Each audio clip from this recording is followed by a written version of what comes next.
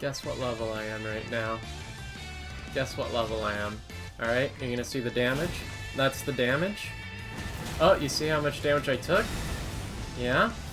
Oh, he's already staggered. Oh, gonna go for the killing blow. Oh man, my health is looking really bad. I better be careful. What level am I? What level am I right now? Oh! Dodged. No items, by the way. Look, I'm not even trying to dodge him right now. I'm just being, like, really lazy. Look! Look how lazy I'm being right now! So what level do you think I am? Level 33. Time to show you the build. So to start off the game, you're going to want to come down here to Siofra River and grab Square Off from here.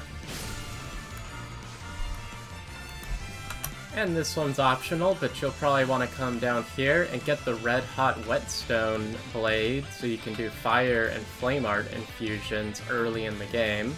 You're also going to want to grind for a Lordsworn straight sword, and the best place to do it is in this general area. There's a bunch of them wielding the sword, and there's some over here as well.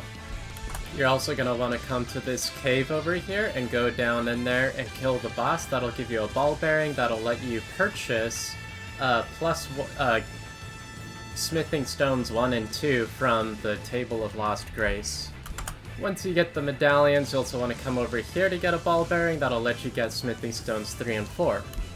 Now once you've done all that, and grab a bunch of souls by maybe killing the dragon and such and forth, you'll want to level up to 33, and maybe buy the knight's armor for some really good armor, get a flame art Lordsworn straight sword with the square off, and then come over here to this boss over by this tree.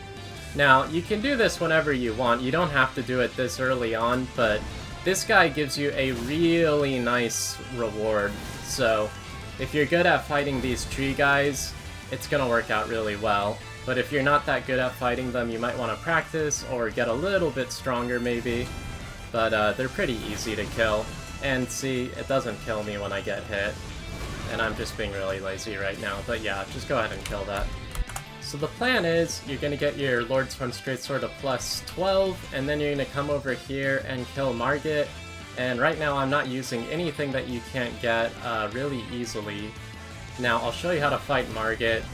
You just want to do a square off, and then you follow it up with another one, and that's going to be a stagger, and then you go for the killing blow. And you just keep doing that over and over again. You can see it's really easy to win this fight, and I'm taking barely any damage anyway. You're also going to want to get the Magic Shroud and Crack tier and the Flame Shroud and Crack tier whenever you get the chance. Now at this point in the game, I've got plus 12, plus 12. I don't have any talismans yet actually, but I do have a nice Wondrous Flask, and right now I'm using the Magic Infusion on my straight sword, because it's going to be really good against some of the enemies like this guy, right? Because this guy is resistant to flame, so it's going to be a really easy fight, and I'm not taking that much damage. Now against Morgott, we will get the Ritual Shield Talisman, which is going to be our first final talisman, and other than that, it's pretty much the exact same thing. We're just kind of doing the same thing, and you can see that this battle is not going to be too difficult. I'm about to show you why, actually. Let's see. Is this going to be a stagger? Okay, then this is going to be a stagger. So yeah, 2 gives a stagger, which is going to make Morgott nice and easy.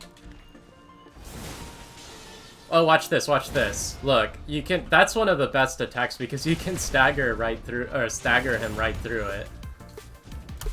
You can see I'm racking up a lot of damage against Fire Giant. I just had like 6,500. I think that was partially because of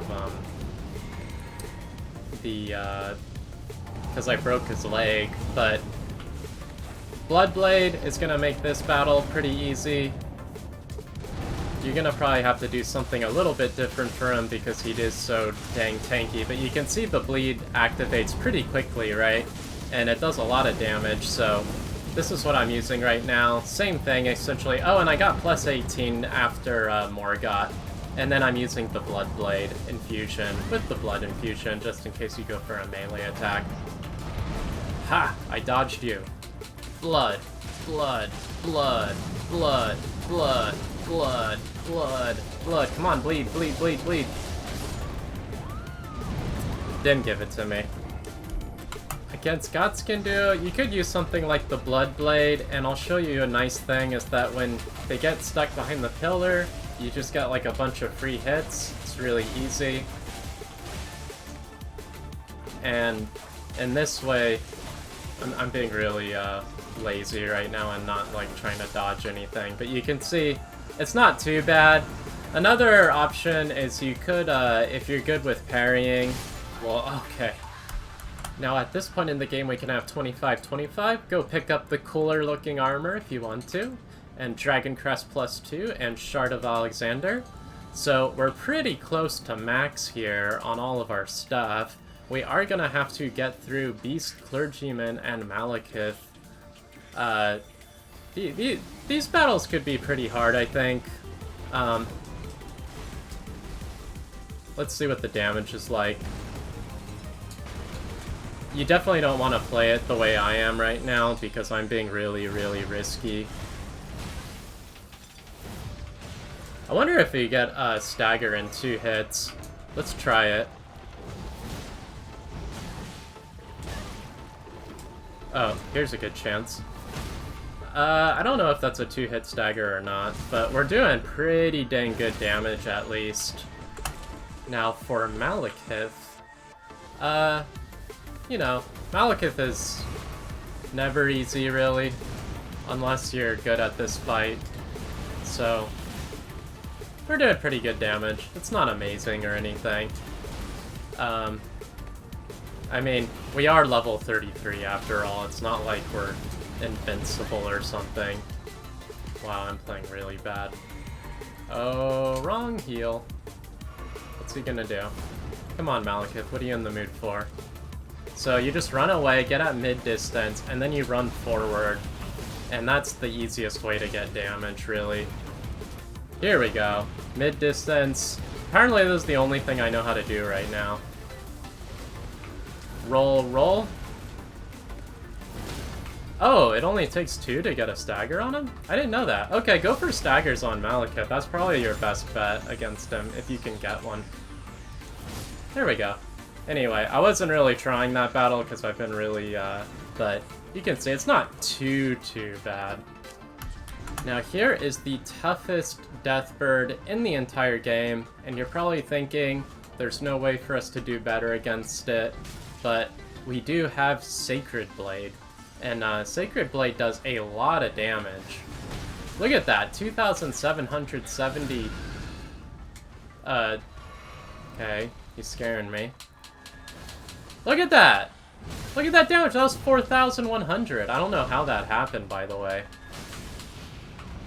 So, actually really easy, all things considered. I'm dead. Our last foe to fully upgrade the build is going to be Loretta. I also went ahead and grabbed the extra health talisman. You can also use that for extra resistances, so I should be using magic resist for this battle, and I should definitely use the holy resist for the Radagon and Elden beast. By the way, it only takes 2 of these hits to get her staggered, so it's really good against her. And you can see I'm doing a lot of damage, actually.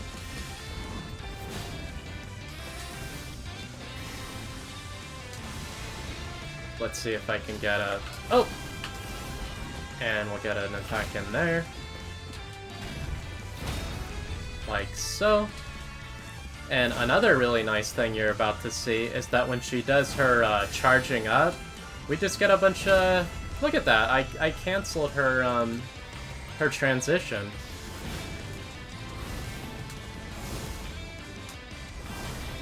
And like that. It's just bullying her. And I'm being pretty reckless too, I'm not really managing my stamina or anything. Uh-oh. Oh! Good. And we've finished her. Now, with that done, you can get the final upgrade to the Great Shield Talisman, and that finishes the build. So last comments on this build. I think what this is probably best for is as a transition build. So if you want to do a build that is kind of late game, you know, you can't really get it set up right away, you might want to just do this build, and then you can just transition really easily to that late game. Wow, square off is... I should have rolled that. I wonder how many it takes to stagger her. I'm sure it's probably a lot.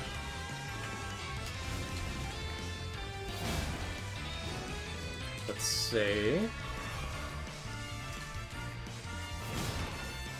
Okay. I think this will probably be a stagger right here. No. There we go. And then switch to the Misericorde. Pretty good damage. Not bad. Let's see if she does her attack. Yeah. Watch this dodge. Okay. That was an okay dodge. Last little note is boiled crab is excellent for this build. You can simply buy them, so they're pretty much free. They don't take any time to get, it's just a little bit of runes. And that will make you even more tanky on an already, honestly, surprisingly tanky build with surprisingly good damage. Yeah, that's the level 33 build. Honestly, I would use this over Bloodhound's Fang. I would use this over nearly anything. That's it.